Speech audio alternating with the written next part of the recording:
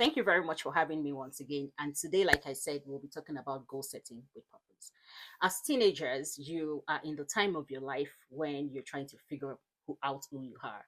There's a lot going on. There's peer pressure, there's parental pressure, there's pressure from the society, there's pressure from all the celebrities, there's a lot happening on social media, and just trying to figure out who you really are. And on top of that, you're trying to set goals to figure out what you want to do in the future. So it's a circus if you get caught in the middle. And if you're here today, I would implore you to bring out your pen and your paper. If you're the kind of person who likes to type on the phone, the bottom line is please take notes, because there will be some things I will share today that would be useful for you. And that's the essence of goal setting, something that you can use today to have a beneficial future. So goal setting is important because, like I said, it gives you a sense of purpose and direction. Even when you feel uncertain, on days when you wake up and you feel confused, when you understand your why, then it makes it easy. So today we will talk about what is goal, what's goal setting, and what's purpose, and why do you have to do all of that. Then we would look at aligning our goals to our values. We need to understand the connectivity or the connection between your goals and your values. Which one comes first? Then we'd look at how to create meaningful goals and how to set yourself up for success. So when you set the goals, what can you do to make sure that the goals are followed up by actions and then they become a reality? That is, they become a success. And the next thing is having the right mindset, because mindset is everything. So when you set those goals and you begin to set yourself up for success, how can you have the right mindset to see that goal to fruition? And then we would conclude with questions and answers if you have any. So I would implore you, if you have any questions, please put them in the, I'm not sure if we have a Q&A here. We don't, but you can put them in the chat so that we can get to them after the presentation. Yeah. So let's move on. So what's a goal? We said a lot of things in the chat when I said you should tell me what comes to your mind when we talk about goals, or when you hear about goal setting and all of that. And everything that you said in the chat is correct about goal setting. Some people set goals and then they put it on a vision board or a resolution board. Some people set goals and then they put those goals down, they write it down and everything so that they can come back to it at a later date. Some people set goals and then they don't write it down, but they have it in their head. So once you, even as little as tomorrow, I am going to get out of the house by 8 a.m., that's a goal. So it means that when you say that, then you need to start working towards it to make sure that you actually leave the house by 8 a.m. So a goal is simply something that you want to achieve. It's a destination you are aiming for, whether it's big or small, whether you're aiming at getting good grades to prepare for college, or you want to do something like starting a YouTube channel, or learning a new skill. It's whatever you that has a definite outcome that you want to achieve. So the goal is the end point you're working towards. So when somebody asks you what's your goal, then you're stating the end point. And when you set goals, like I said, it has to do with purpose. However, with goal setting, what you're creating is the plan to get to your goal. So your goal is the end point, it's the destination. Your goal setting is the plan you want to follow to get there. So let's say I want to go to Regina tomorrow morning. Do I want to drive, or do I want to take the bus, or do I want to walk if I feel like? So it's what it's about is, what's your plan? What are the action plans you're going to follow to get this goal to reality? Then your purpose is your why. Why are you doing this? For teenagers, it's a tricky time because you're trying to avoid peer pressure, societal pressure. I've seen some people would say, yes, I've gotten this first degree. It's for my parents. Now I'm going to pursue what I actually want to do.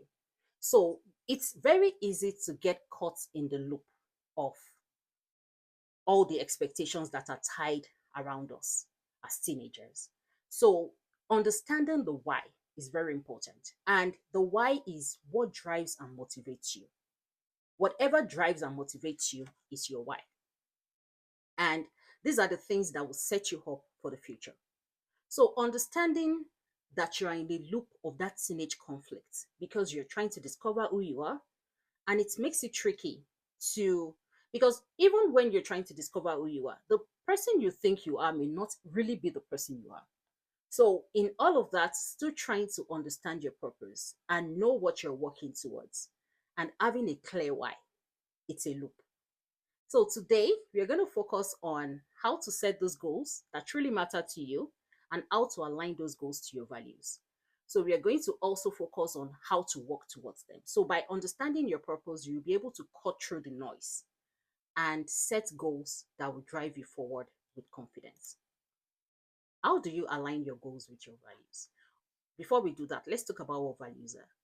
Values are the things that matter or that are most important to you. They are the principles that guide your decisions, actions, and goals. So, for example, if honesty is important to you and someone is asking you to lie for them, then you would know that in that moment, it's a no. It's very easy to say no because for you, honesty is very important. So the kind of person you are is determined by your values. For somebody who creativity is very important to, at every point in time you want to express yourself one way or the other. When you're asking that person to be a medical doctor, it's a conflict because in the career or in anything you want them to pursue, they are not honoring their values. So that's why there can be a conflict. So you can see the reasons why conflict sometimes happen between teenagers and the people who expect a lot from them.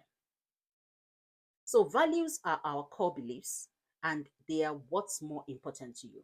For some people, it's family, health, and you don't have one value. You have lots of values, but they rank differently.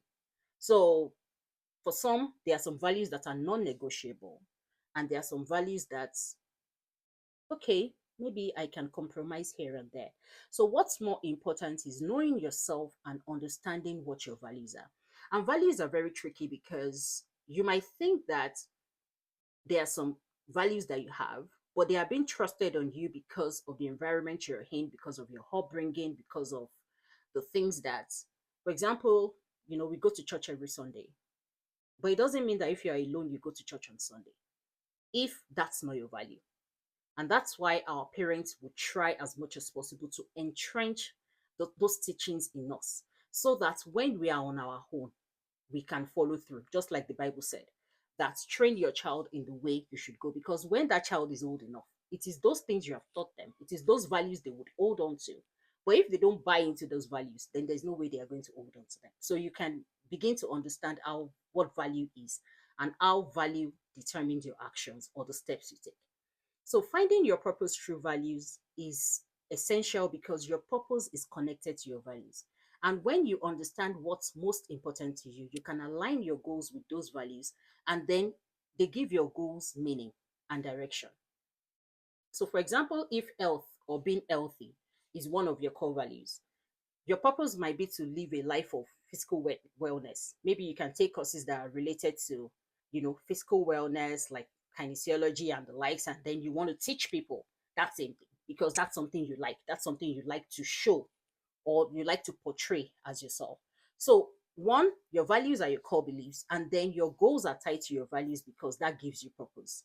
And the next thing to also note there is in when you're aligning your goals to your values, the next step you need to take is to make sure that your goal reflects your values. Because if your goals are not reflecting your values, then there will be a conflict. We talked about the teenage conflict earlier. So balancing external expectations of your parents, teachers, and society, and all of that, with your personal desires, what you truly want, can be tricky. But what you can do is when you feel torn between those two, should you study the program or the course your parents want you to study, or should you follow your own path? What you can do is to find an alignment because the Bible wants us to honor our parents and that's not negotiable. So, what we can do is to find an alignment, find the balance between the two. So, you are honoring your parents and you are also doing what's more important to you. And that way, you can find fulfillment in what you're doing because you've been able to determine or develop a purpose through that. So, let's remember just before we move on that the first steps to setting meaningful goals is identifying your values and When your goals reflect your values, then they will be more motivating and fulfilling and easier to achieve. Because yes, you're doing what you want to do, then it's easier. The level of motivation or push you would need will be less or lesser than when you're doing something you don't want to do. And when you're balancing external expectations with your own personal ambitions, you want to check in with your values to find ways that both align to what the expectation is and what matters to you. So let's move on to how you can create meaningful goals. I'm going to drop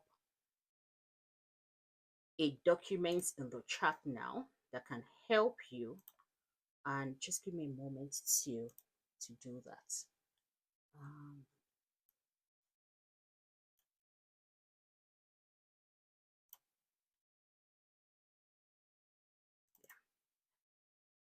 So that activity worksheet is called WHOOP, and it's very easy to remember if you follow this on goal setting, on how to set goals. So the first thing there is wish. What do you really want to achieve? What do you really want? It's a wish. Like, just talk about it. What do you really want? When you fix what that wish is, when you write it down, it's important for you to write your goals down. You can't have your goals on in your head. There's a saying that goes like, I mean, the faintest pencil is sharper than than your memory. I can't remember it verbatim now. But when you write things down, in addition to remembering it quickly, it brings it to reality to an extent. It brings it to life, like you're seeing it. It's just like holding a baby. Even when you've not seen the results, because you've written it down, a part of you begins to think that it's possible. And then when you continue to do that, reflect over it, then you begin to see possibilities of that thing happening. So when you write your wish down, it's what you truly want to achieve. You need to be specific and honest with yourself. What is that thing that truly excites you? If you want to be better at your grades, if you want to be better at sports, if you want to learn a new skill, what's that wish? What's that thing that is meaningful to you? And we've already talked about purpose and values, so you have already checked that it aligns with your values, it gives you meaning and all of that. Then the second step is the outcome. What will the result look like? When you achieve that goal, what's the end point? So when you visualize that result, you look at what success would look like. Will it help you to build stronger relationships or improve your confidence or help you to get good grades so that you can get scholarships and all of that? What's the desired outcome? Because when you know what success look like, then you're able to rate yourself to say that, okay, yes, I have achieved my goal, or I still need to do a little bit more. The third step is envisaging the obstacle. What are the challenges that might come up? So, because we have lofty ideas, we think about a lot of things, your personality might come to play in thinking about obstacles. For someone who sees the cup half full, will be an optimist and may not be able to think up obstacles, a lot of obstacles in this case. For someone who sees the cup half empty, will think up a lot of obstacles that might even take them away from achieving that goal and make them think, oh, this goal is not possible.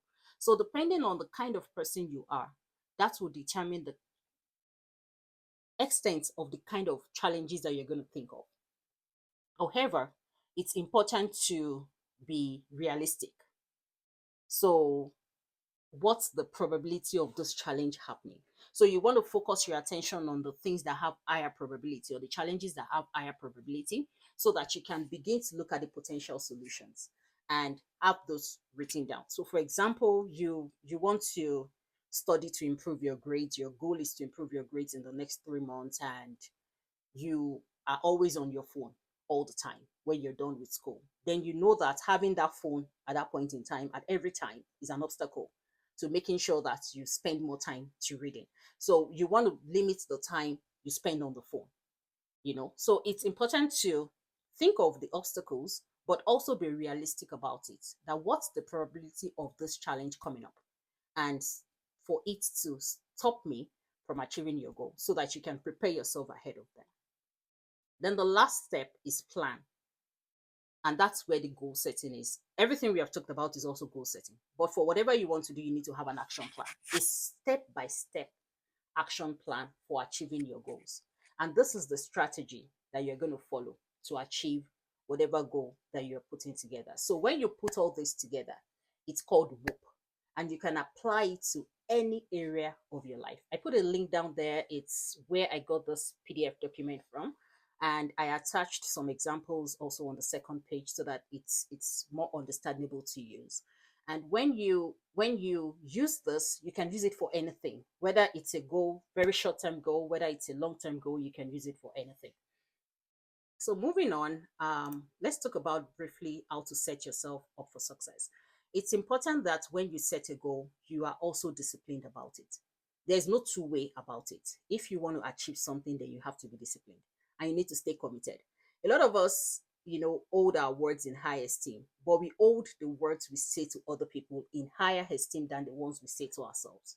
So what that means is that the promises we make to other people, we hold those promises higher than we hold the promises we make to ourselves or the commitments we make to ourselves. So it's important that when you set goals, you have the discipline to stay through, to follow through. And that's the key to success. Honoring that promise you make to yourself. That's the difference between whether you're going to achieve your goal or you are not going to achieve it.